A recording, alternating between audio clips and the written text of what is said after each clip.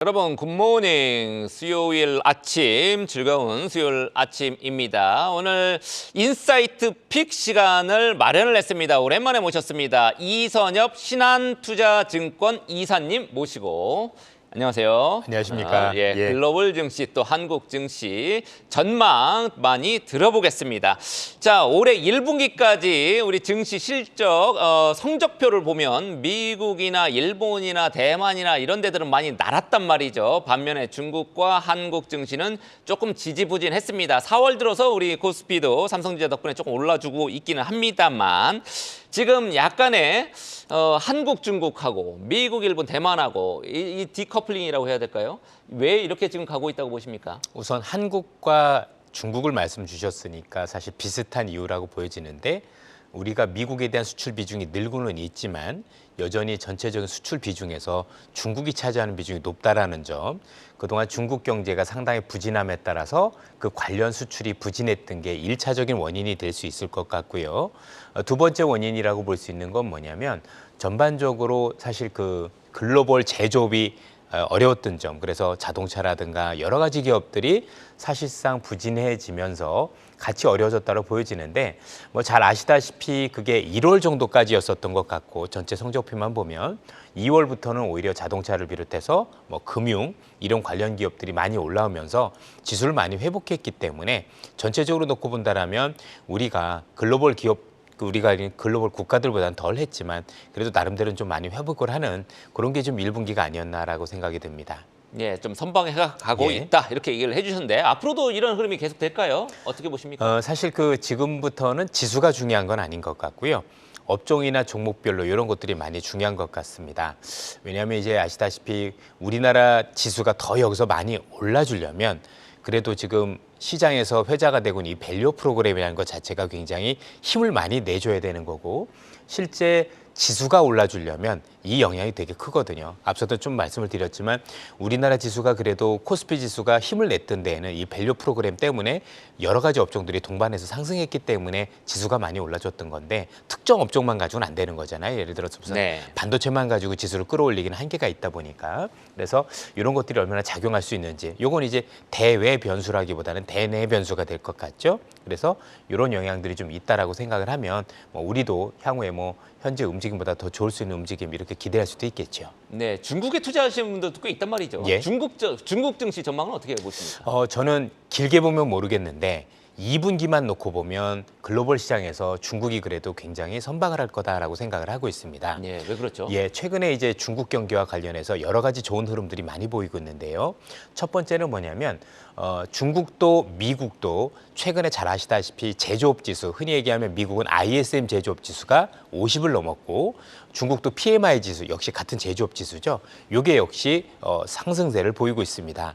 그러면 중국 입장에서 놓고 보면 대외 여건, 즉 수출할 수 있는 여건이 좋아지고 있다라고 판단을 해보셔도 될 것 같은데 중국의 수출 여건이 일시적일 수도 있겠지만 좋아지는 여건 가운데서 중국 정부가 이를 어떤 그 발판으로 삼아서 경제를 회복시키기 위한 여러 가지 경제 정책을 쓰고 있습니다. 예를 들어서 이번에 전인대회에서 올해 재정 적자를 얼마를 하겠다라고 얘기를 했는데 뭐 아시다시피 GDP 대비 3%이긴 하지만 요거 말고 특별국채를 발행을 하는데 이 특별국채 규모가 어마어마합니다. 그래서 전체주의를 합해보면 재정도 많이 쏟아붓고 그리고 최근에 또 중국에서 양적 완화 얘기도 나오고 있잖아요. 그래서 경제와 관련해서 너무 어렵다 보니까 재정과 통화 정책을 쏟아붓고 거기에 대외 여건이 호전이 되다 보니까 이에 따른 영향으로 인해서 중국 경기가 그래도 2, 3분기는 제가 볼 때는 크게 반등할 가능성이 높다라고 보여지고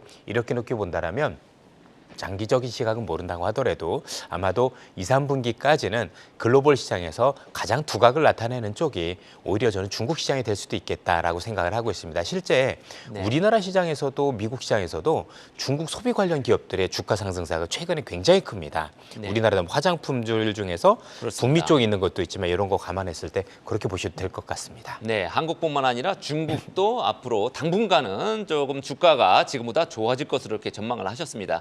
한국 증시 중에서 올해 좀 유망하다 이렇게 보는 섹터나 종목 어떤 게 있을까요? 지금 뭐 최근에 뭐 앞서도 방송에서도 말씀을 주셨지만 저도 뭐 여전히 방산이라든가 네. 사실 방산은 제가 업계 최초에서 얘기를 했었던 기억이 있습니다. 그렇습니까? 예. 아마 여러분들 제 조회수 보면 한 160만짜리가 하나 있는데 보시면 좋을 것 같고요.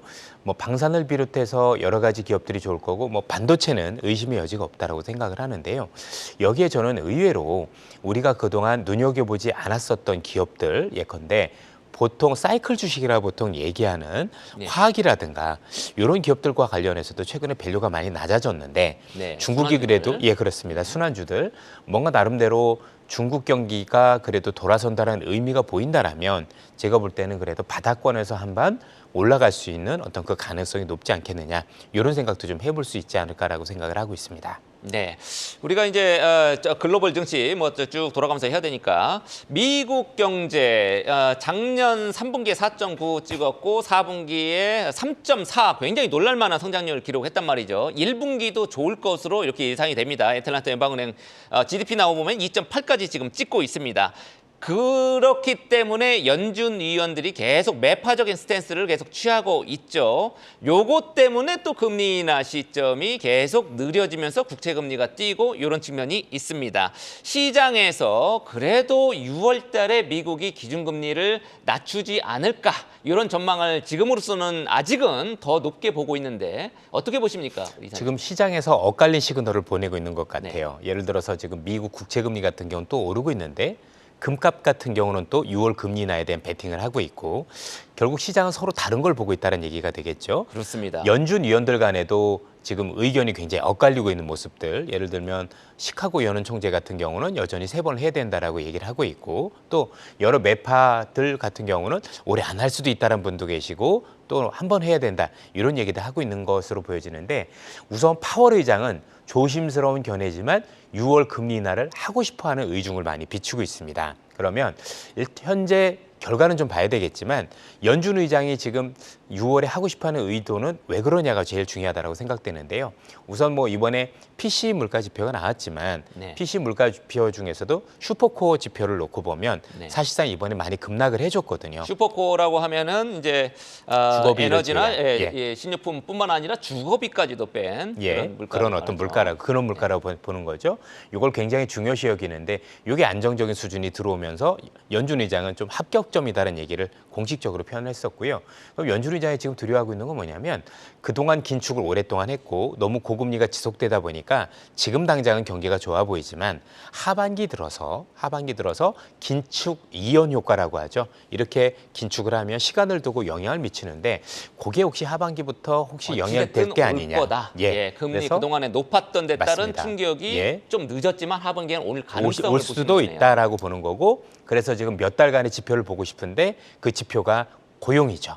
그래서 뭐 이번 주에 고용도 나오지만 고용에서 혹시 본인이 생각한 파월이 생각한 정도로 뭔가 고용이 약간 식어지고 있다라는 느낌이 든다라면 6월에 대한 의견은 거둘 것 같지는 않습니다. 다만 6월이라 확정을 짓기에는 좀 그렇고 뭔가 본인이 생각한 조건이 들어오는지라고 생각하는 게 되게 중요하다고 생각을 하고 있고 앞서도 잠시 설명드렸지만 파월은 6월에 대한 의견을 자꾸 시장에서 의중으로 내비치고 있다 정도로 이렇게 보시면 될 것 같고 한 2달 정도 고용 지표를 보면서 그중에서도 제일 중요한 게 시간당 임금 상승률이겠죠. 그리고 실업률 지표도 될 것 같고 이런 것들이 혹시 유의미하게 균열이 시작되면 왜냐하면 잘 아시다시피 연준이 제일 두려워하는 게 이 실업률, 즉 고용 시장이 한번 균열하면 굉장히 급격하게 균열되는 성격을 갖다 보니까 경기 침체를 원하지 않는 파월 입장에서는 사실상 6월을 기점으로 보고 있는 거고 본인은 그렇게 생각을 하는데 그게 그렇게 되는지 2달 정도 지표를 통해 확인하고 그리고 혹시 그분의 생각이 맞는다라면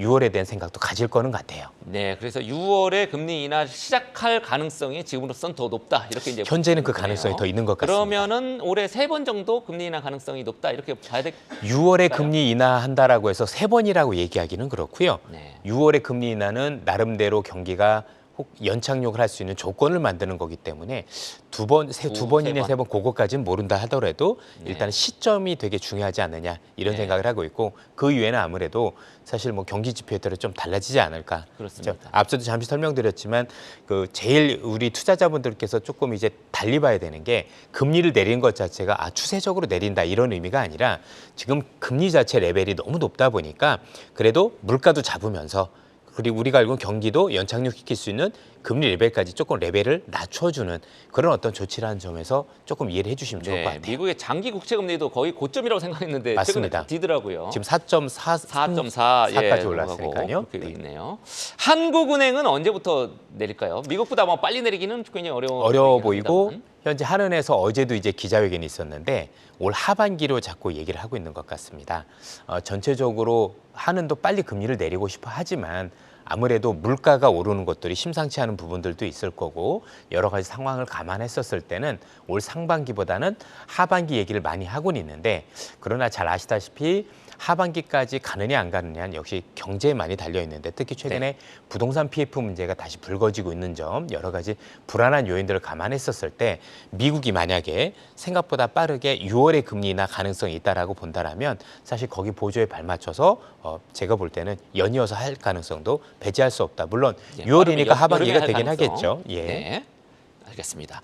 뭐 지금 미국의 이제 국채금리 뛰고 뭐 이래서 이제 달러가 굉장히 강세입니다만 요것 때문에 원달러 환율 계속 지금 고공행진을 하고 있죠. 원달러 환율 전망은 어떻게 보십니까? 사실 그 많은 투자자분들께서 힘들어하시는 것 중에 하나가 다 좋은데 원달러 환율이 1,300원대는 너무 심한 거 아니냐 이런 얘기들 많이 말씀 주십니다. 왜냐면 예전에 1,100원대, 뭐 1,000원대에 있었던 환율이 이런 거 저런 거 감안을 해도 1,300원대면 너무 심하다는 얘기를 하시는데요. 이 환율이 생각보다 안정이 되기 쉽지 않은 재밌는 이유가 최근에 발생을 하기 시작했습니다. 결국엔 이제 우리나라에 달러가 많이 들어와야 환율이 안정이 되는 건데 우리가 수출이 잘 되는 것보다도 더 많은 돈들이 해외로 유출이 되고 있습니다. 그게 뭐냐면 해외 주식 투자입니다. 그러니까 예전에는 우리가 알고 있는 주식 투자와 아니면 금융 쪽과 관련해서는 외국인들이 채권 투자를 많이 해서 들어왔었는데 요즘은 바뀌어가지고 우리가 해외로 빼내는 돈이 외국인들이 채권 들어온 돈의 한 2배 가까이 이렇게 차이가 날 정도로 돈이 많이 나가고 있습니다. 아마 증권사들을 통해서 해외 주식 많이 하세요 이런 얘기들 많이 할 텐데 그런 어떤 자본 비용들이 많이 나가다 보니까 환율이 전체적으로 수준 자체가 1,100원대로 내려오는 게 아니라 내려온다 하더라도 사실 1,200원대 중후반밖에 기대할 수 없는 이런 상황이 되어가고 있다는 점이 사실 이전하고 좀 다른 점이라면서 주시하실 필요가 있겠습니다. 네, 지금 또 엔화 계속 약세란 말이죠. N 달러 환율 어젯밤에 뭐 151, 152엔 뭐 이렇게까지 엔화가 약세를 보였는데 뱅크 오브 아메리카 또 어젯밤에 보고서를 보니까 160엔까지 갈 수도 있다. 미국 연준이 연내 이제 금리 인하 안 하면 이러면 전제 조건이 있긴 했지만 굉장히 엔화 약세를 또 전망을 했습니다. 엔화 약세 언제까지 갈 걸로 이렇게 보십니까? 저는 엔화가 약세가 거의 이제 정점에 왔다라고 생각을 하고 있고요. 지금이 정점입니다. 그래서 뱅크 오브 아메리카의 그 분석이 사실은 답이 있다라고 생각을 합니다. 결국 엔화가 강세로 돌아설 수 있느냐 아니냐 여부는 연준이 어떻게 움직일 거냐고 연관이 된다라고 보여지는데 만약에 6월부터 시작을 해서 또는 늦는다 하더라도 7월에 연준이 금리 인하를 시작을 하면 일본하고 미국하고 금리 차가 줄어드는 거잖아요. 그때부터는 제가 볼 때는 엔화가 유의미한 강세 전환 가능성이 높다 이렇게 판단을 하고 있습니다. 그래서 미국의 정책을 통해서 엔화를 판단해 보시면 좋겠습니다. 네, 알겠습니다. 마지막으로 이번 총선, 다음 주에 바로 총선이 있습니다. 여당이 다소 불리할 것으로 이렇게 예상이 지금 되고 있는데 증시에 끼칠 영향 어떻게 보고 계십니까? 사실 이번에는 좀 영향이 있겠죠. 아무래도 가장 중요한 게 올해 1분기 지수를 가장 크게 끌어올린 게 밸류 프로그램이었는데 이 밸류 프로그램을 훨씬 더 상법 개정을 통해서 훨씬 더 원활하게 할 수 있는 조건이 형성될 수 있느냐 없느냐가 이번 총선을 통해서 가려진다라고 보고요. 그 여부는 총선 결과를 보시고 나서 이 상법이 개정될 수 있는지 여부 판단해 보시면 저는 답이 나올 거라고 생각을 합니다. 알겠습니다. 이번 총선에 대해서 너무 많이 말하는 거 약간 부담스럽기 때문에 이만 마치도록 하겠습니다. 지금까지 신한투자증권을 이름 바꿨습니다. 이선엽 이사님과 함께한 인사이트 픽이었습니다. 감사합니다. 예, 고맙습니다. 계속해서 다양한 경제 이슈를 알고 싶다면 구독과 좋아요, 알림 설정 부탁드립니다. AI 캐스터 권미정이었습니다.